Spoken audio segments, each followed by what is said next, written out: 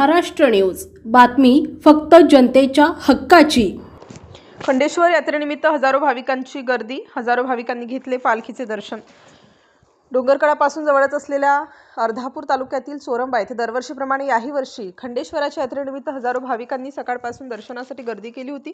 पंचक्रोशीतील भाविकाचे श्रद्धास्थान असलेले व नवसाला पावणारा म्हणून प्रसिद्ध असलेल्या खंडेश्वराची यात्रा आंबली बारसीला असते। या यात्रेत पालखीचे विशेष महत्त्व असून आपल्या अंगावरून खंडेश्वराची पालखी जावी म्हणून हजारो भाविक भर उन्हात रस्त्यावर झोपतात।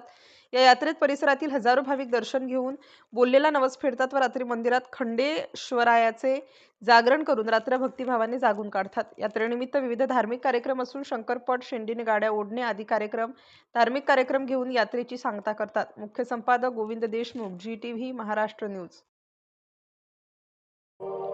महाराष्ट्रातील महत्त्वाच्या आणि ताज्या बातम्या पाहण्यासाठी आमच्या GTV न्यूजला YouTube वर सबस्क्राइब करा आणि बेल आयकॉन प्रेस करा।